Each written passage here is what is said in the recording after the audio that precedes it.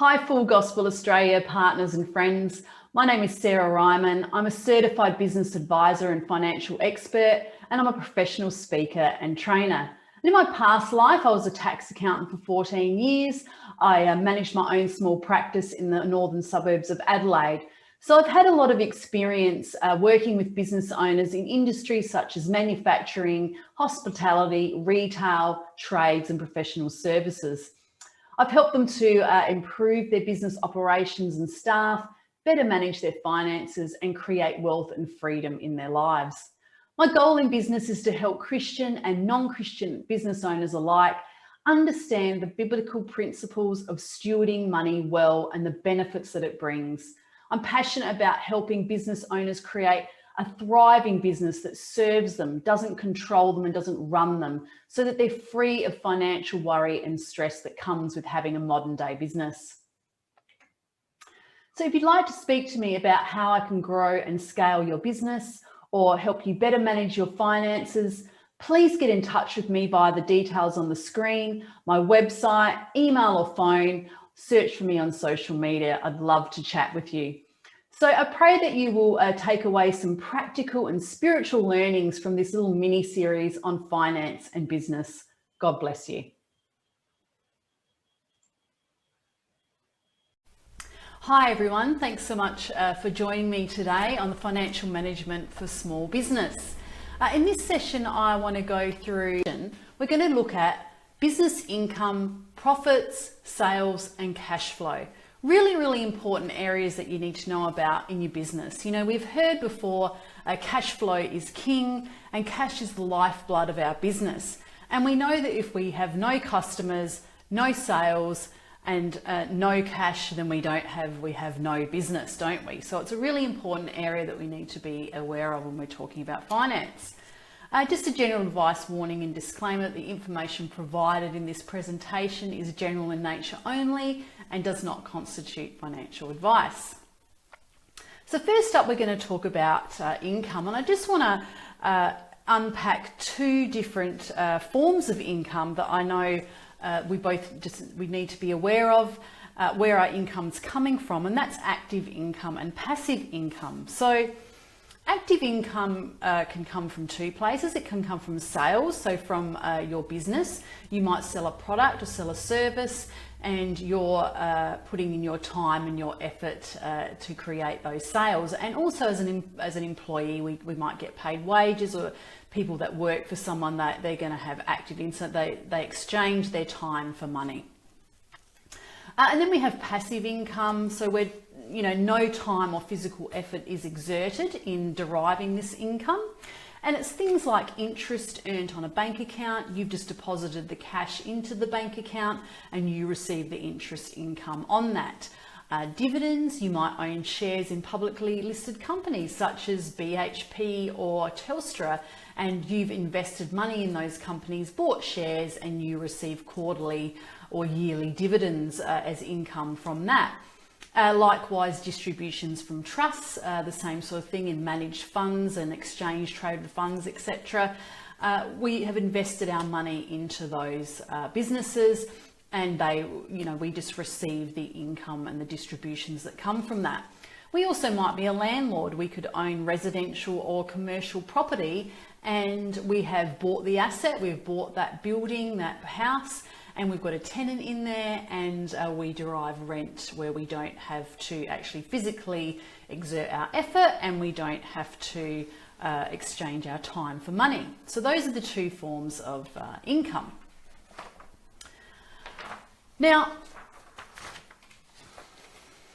is sales from a business active or passive? Well, it depends on which way you look at it. So we may be able to build a business of that works for us, and we don't have to work in it. So let's say, for instance, you're a vet and you start a veterinary clinic. You're a qualified vet, and you see the patients, and you book all the appointments, and you take all the phone calls, and you do the book work, and you do the marketing and the sales. And as entrepreneurs, we all generally start off doing those things. And in that, we're exchanging our time for money in this instance, because no one else is doing this work. But we might get to the point where we need to employ an admin person who takes some of the load from us, and we get busier and busier with more pets coming in, and we employ another vet to take some of the load from us as well. And we're now building a business that is not 100% reliant on us. Other people are earning the income for us, and we call this leveraging. We're leveraging off our staff and other people to derive some passive income for us. So as business owners, we just need to be aware of the different types of income and where it comes from. So number 2 there is profit.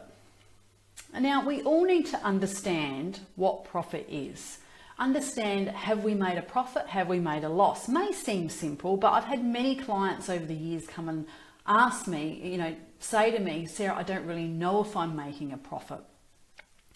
But we all probably know that total income or sales and less your total expenses equals your profit. And I assume we're all in business to make a profit, and we're not in it to make a loss. And if we are, then we probably need to have a look at changing some things. So it's important to know these 3 things when it comes to making a profit and being viable in business. And we're going to go through that now. It's our break-even point, it's our sales margins, and it's our work in progress. So what's your break-even point? What is the minimum amount of sales or income that you need coming in to cover costs? This is before you pay yourself, and this is before you pay your taxes. And it's important to know this because it's going to help us feel financially secure, and it's going to help us make good decisions in our business and be able to sleep at night. So let's say that you have on average about 20 customers per month coming into your business. The average customer sale that you have is, say, $550. And the total income per month, on average, we're just saying, is $11,000 per month.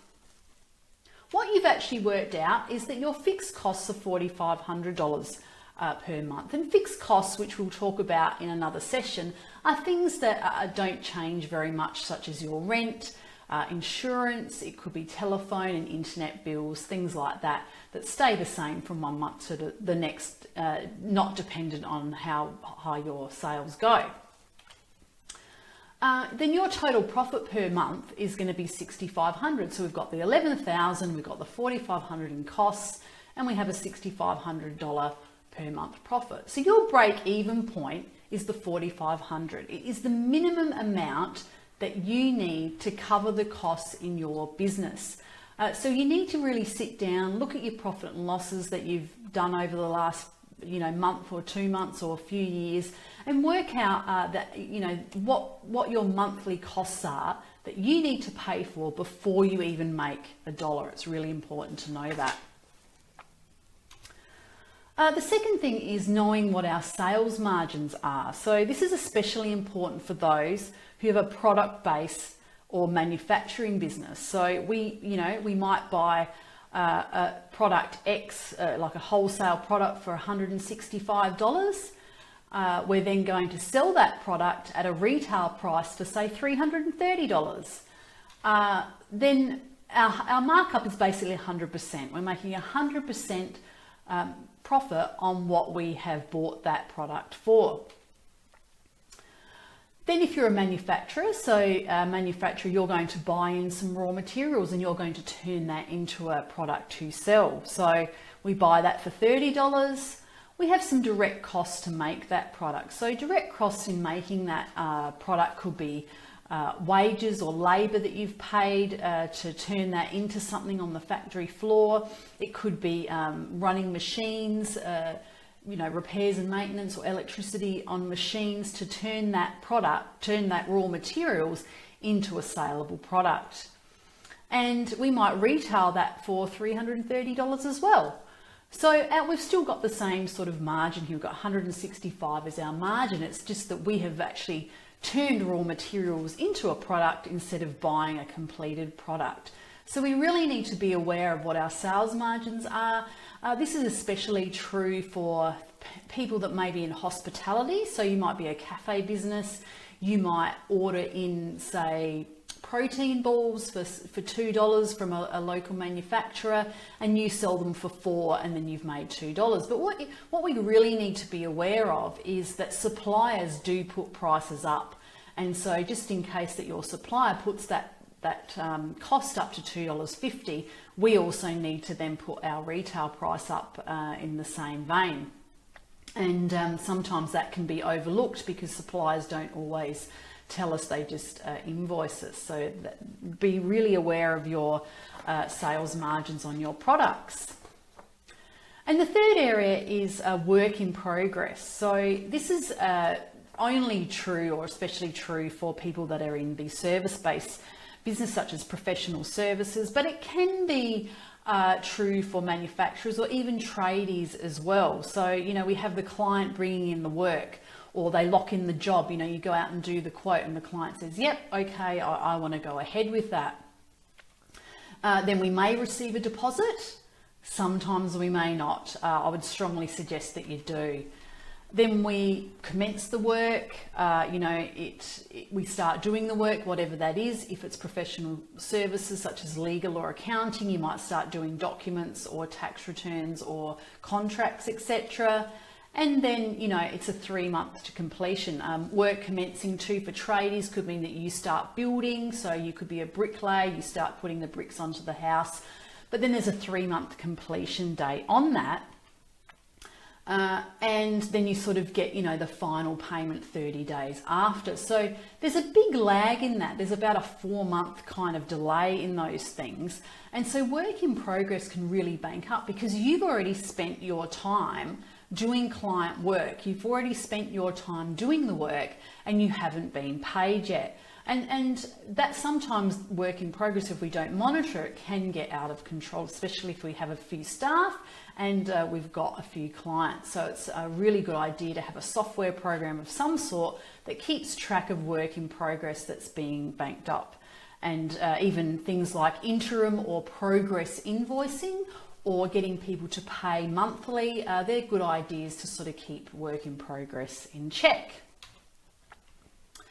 So my last part for today is just about cash flow is king. And so why is cash flow so important to our business? I once heard the CEO of a large bank at a seminar talking to business owners about lending and about financing their business and cash flow. And the one point I took away from his talk was he just said cash flow is king. And it's so important because especially if you are a bigger business and you need to go and find some funding for your business, lending, the bank isn't just going to look at your profit and loss and go, yeah, you've made a really good profit. They're going to look at your business viability. They're going to look at, can you afford to repay this loan over the term and life of the loan? So it's important to understand our financial reports. It enables us to make informed decisions. Employees don't want to wait on paychecks and, on their paychecks for your customers to pay. The landlord doesn't care if your debtors haven't paid you. They want to be paid, So we really need to keep our cash flow in check, because we don't want to get on bad terms with suppliers or creditors either. And so what is cash flow? It's the difference between inflows, so your actual cash coming into your bank account as opposed to profits, and it's outflows. It's the actual ongoing cash, outgoing cash that is going out of your bank account. And so when we're talking about cash flow, it's not what you've billed for the month. It's not the invoices that you sent. It is the invoices that have been paid to you. It's not the supplier invoices you received. It's the invoices that you've paid, and that's your cash flow. And cash flow includes many more things than what a profit and loss. Most people know what a profit and loss has on it, but a cash flow report or a cash flow statement has many more things in there, such as loan payments and taxes and all of the actual cash that's going out of your business. So we really need to be aware of cash flow. Over the years, I've had many clients tell me that there was only two numbers that they looked at in their businesses, and they were, number one, what's their bank balance? They all knew what their bank balance was, and number two, debtors, who owes them, the invoices to customers that they've raised for the month. They knew those figures, but unfortunately, those two numbers don't really tell us the financial health of a business. We could still be making a loss, but yet have money in the bank, and it's just a matter of time before we run out. So we need to, predict our cash flow and budget. We need, most business owners fail for lack of cash flow, not for lack of profits, because all of our profits could be going to things like taxes and loan payments that don't appear on a profit and loss statement. Many business owners are unrealistic about predicting their cash flow. They tend to overestimate income and underestimate expenses. And many times business people fail to anticipate a cash shortage and they run out of money. So we need to plan for unexpected changes that can occur. We need to have separate accounts for our business and personal expenses. That's a great budgeting tool. We need to take a set wage from our business every week and deposit it into our personal account so that we separate those things. We might have a loan offset account that we save money in. Saving for taxes, number two, is, most people say, I don't like paying taxes. Yeah, well, unfortunately, it's a fact of life. We live in Australia and we are one of the most highly taxed countries in the world. And the reality is that if we're making a profit as a business owner, then we're going to pay taxes, whether that's GST or income taxes as a business owner. But again, it's an area that many people fail to plan for. I've especially seen this in the trade industries, builders, plumbers, electricians, tradies, they get sick of working for someone, they decide they can do better, and, they launch out in their business on their own, they make a ton of money in the first year, they go out and buy a brand new $70,000 Toyota Hilux, and 18 months later, they have a giant income tax bill and no money to pay for it. So we need to really be aware from day one, if we're making profits in our business, that we're going to probably pay taxes, and we need to get advice on this. Go and see your accountant and get the proper tax advice that you need so that you know exactly what you should be saving for. Number three, just with some cash flow confidence, is, debtors management. So again, this is an area where many business people get into trouble. Outstanding customer payments is the biggest killer of cash flow in a business, and it can be the most overlooked. So, not getting paid on time or debtors owing people for 90 days plus is really, really going to hurt your cash flow. So there's some simple things that we can do to keep our debtors in check. It's simple things like send out monthly statements and reminder letters. If you haven't got time to do that, then get someone to do that. Try and make payment arrangements with debtors. If you know they're struggling, try and get small weekly payments off them rather than $0. And most people are grateful that you've actually offered them that option. Yearly upfront pricing is a great idea if you're in the service industry and you've got regular clients or packages that they pay over a period of time. And just have clear expectations with customers, terms and conditions set out, what they need to expect up front, and then the money stuff won't be an issue and you won't have to have the awkward conversations. Issue invoices promptly, like on the day. We have no excuse these days. We've got low cost accounting cloud software, invoicing software that we can get for, somewhere in the vicinity of $10 a month, some of them start, and we can send out digital and automated invoices so that people can, have the means of paying online as well, and even having credit card facilities online. So I hope that's helped you. Income, sales, profit and cash flow, really important areas to know in your business and to get a hold on. Hope that's helped you, and I look forward to seeing you in the next session.